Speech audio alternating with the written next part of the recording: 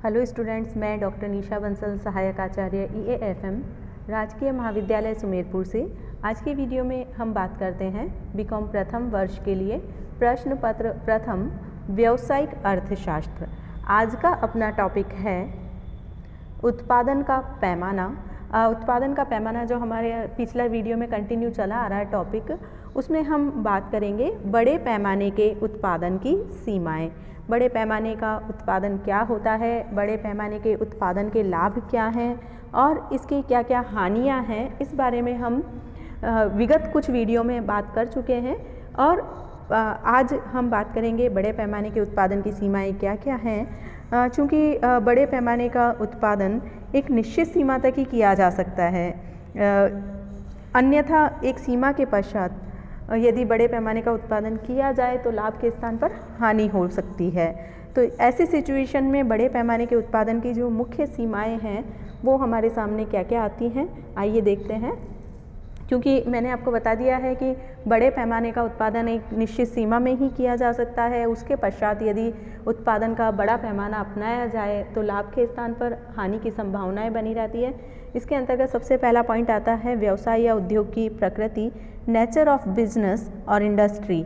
देखिए, जहाँ तक व्यवसाय की या उद्योग की प्रकृति की बात है, ऐसी सिचुएशन में कुछ व्यवसाय या उद्योग ऐसे होते हैं जिनमें उत्पादन का पैमाना बड़ा नहीं किया जा सकता है। इसका मुख्य कारण क्या है? उन ऐसे कुछ उद्योगों में सूक्ष्मता रहनी चाहिए और निरंतर बहुत अधिक मात्रा में सूक्ष्म निरीक्षण की आवश्यकता होती है। ऐसी सिचुएशन में व्यक्तिगत रुचियों का ध्यान रखना पड़ता है, लगातार उनका निरीक्षण करना आवश्यक हो जाता है। जैसे कि जो कृषि कार्य हैं उनमें व्यक्तिगत निरीक्षण की आवश्यकता अनिवार्य हो जाती है। खुदरा दुकानदार है या सुनार या दर्जी का जो काम है, तो ये लार्ज स्केल पर नहीं किया जा सकता। इनमें व्यक्तिगत और सूक्ष्म निरीक्षण की आवश्यकता लगातार बनी रहती है। तो ऐसे उद्योगों का बहुत अधिक लार्ज स्केल पर प्रोडक्शन संभव नहीं हो पाता। नेक्स्ट पॉइंट देखिए, बाजार संबंधी सीमाएं, मार्केट लिमिटेशंस। देखिए, बहुत बार उन्हीं वस्तुओं का बड़े पैमाने पर उत्पादन करना लाभप्रद रहता है जिनकी बाजार में पर्याप्त मांग हो। यदि वस्तुओं की पर्याप्त मांग बाजार में नहीं है तो ऐसी वस्तुओं का लार्ज स्केल पर वृहद आकार पर उत्पादन करना लाभदायक नहीं रहेगा। ऐसी सिचुएशन में उन वस्तुओं की मांग यदि मार्केट में बनी रहे तब तो उनका प्रोडक्शन किया जा सकता है, अन्यथा सीमित मांग वाली वस्तुओं का उत्पादन सामान्य रूप से बड़े पैमाने पर नहीं किया जा सकता। नेक्स्ट पॉइंट देखिए, प्रबंध संबंधी सीमाएं, मैनेजरियल लिमिटेशंस भी कुछ होती हैं इसमें। जो क्या होती है, प्रबंध संबंधी योग्यता अगर जो सीमित है, प्रबंधकों की योग्यता सीमित मात्रा में है, तब भी उत्पादन का पैमाना बड़ा नहीं किया जा सकता। यानी कि कोई व्यक्ति कितना ही कुशल और योग्य प्रबंधक क्यों ना हो, उसकी प्रबंधकीय कार्यकुशलता हमेशा सीमित रहती है। तो ऐसी सिचुएशन में वह किसी सीमित पैमाने का उत्पादन ही भली भांति से मैनेज कर सकता है। तो चूँकि प्रबंधकों की जो कार्यकुशलता है, लिमिटेशंस हैं, वो सीमित हैं, ऐसी सिचुएशन में वो सीमित मात्रा में उत्पादन का ही निरीक्षण या प्रबंध अच्छे से कर पाते हैं। तो ऐसी सिचुएशन में जहाँ प्रबंध संबंधी सीमाएं पाई जाती हैं वहाँ पर भी लार्ज स्केल पर वृहद आकार पर उत्पादन करना अच्छी बात नहीं है, मतलब लाभप्रद नहीं है। नेक्स्ट देखिए, वित्तीय सीमाएं, फाइनेंशियल लिमिटेशंस।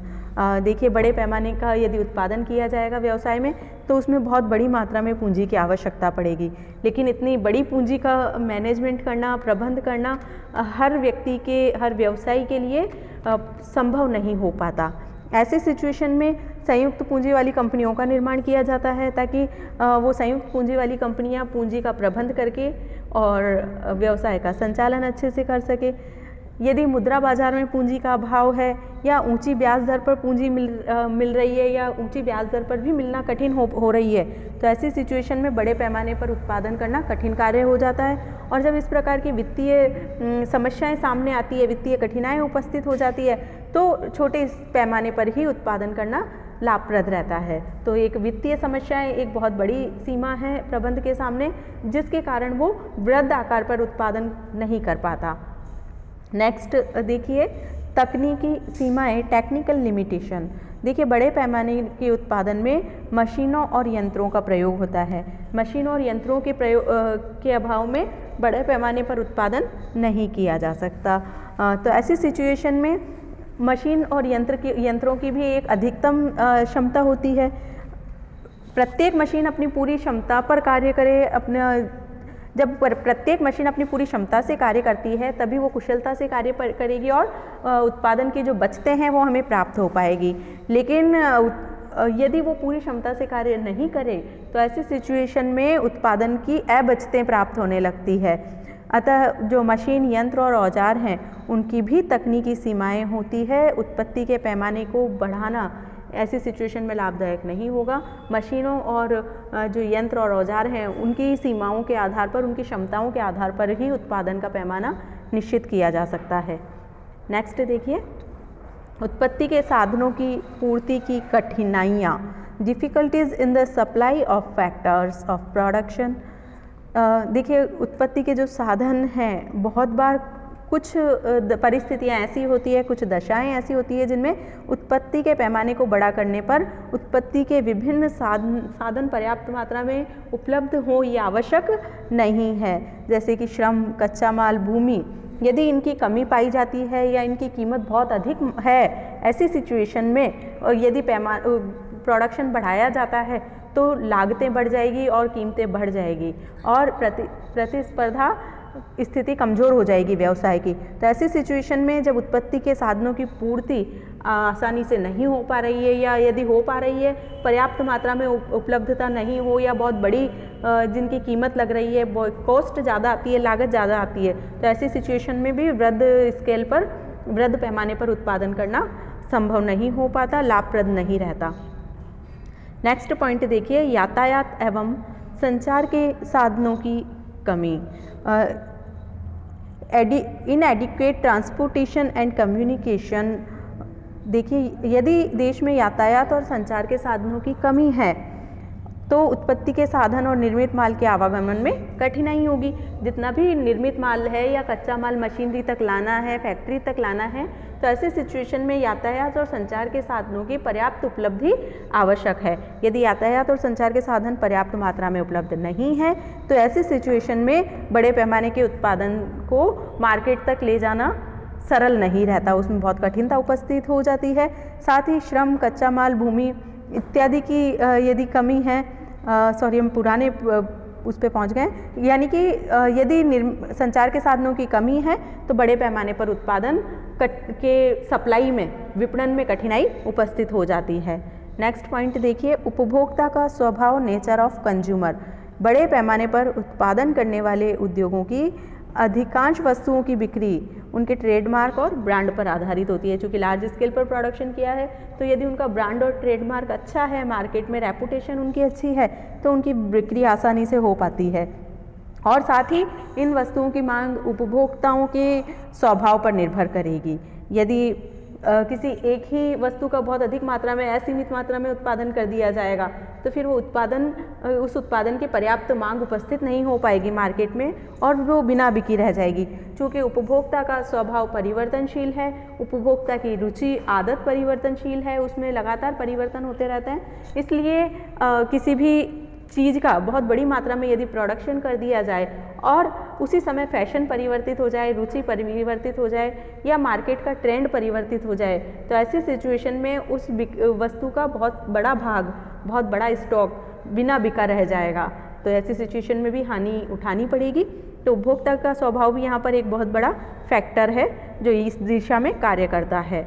नेक्स्ट देखिए, वस्तुओं के मूल्य में कमी, reduction in the price of commodities. वस्तुओं के उत्पादन में वृद्धि एक निश्चित सीमा तक ही लाभप्रद रहेगी।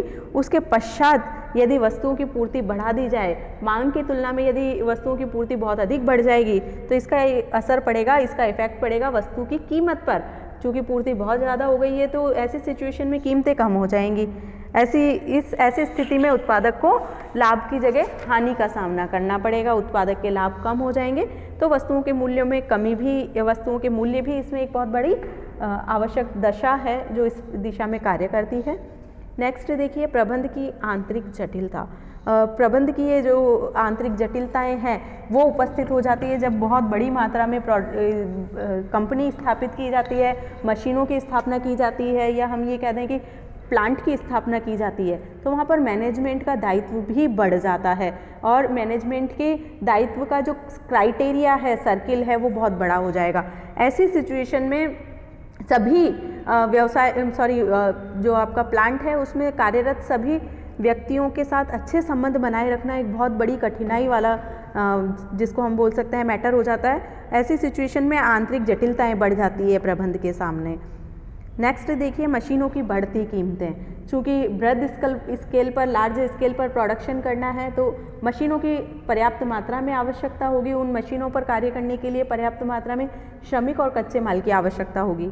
लेकिन यहाँ पर मशीनों की जो कीमतें लगातार बढ़ती जा रही हैं, उनमें लगातार तकनीकी परिवर्तन होते जा रहे हैं, तो ये भी एक बहुत बड़ी सीमा है जिसके कारण बढ़ती कीमतों के कारण मशीनें आसानी से स्थापित नहीं की जा सकती और जो तकनीकी परिवर्तन लगातार उपस्थित हो रहे हैं वो लगातार एक बार मशीन स्थापित करने के बाद ये पॉसिबल नहीं हो पाता कि तुरंत उनका परिवर्तन कर दिया जाए, मशीनों की नई तकनीक को अपना लिया जाए। चूँकि नई तकनीक की मशीनें लगाने के बाद जैसे ही तकनीक परिवर्तन होती है उसे तुरंत अपनाया नहीं जा सकता, यानी कि एक तकनीक के स्थान पर दूसरी तकनीक को अडॉप्ट करना एक बहुत ही जिसको हम बोल सकते हैं लंबा प्रोसेस होता है। तो तकनीकी परिवर्तन के समय और मशीनों की बढ़ती कीमतें इसमें एक बहुत बड़ा रोल प्ले करती है उत्पादन के पैमाने के अंतर्गत। तो बड़े पैमाने के उत्पादन में मशीनों की बढ़ती कीमतें भी अपना एक महत्वपूर्ण स्थान रखती है। उस ऐसी सिचुएशन में बढ़ती कीमतों के कारण भी बड़े पैमाने पर उत्पादन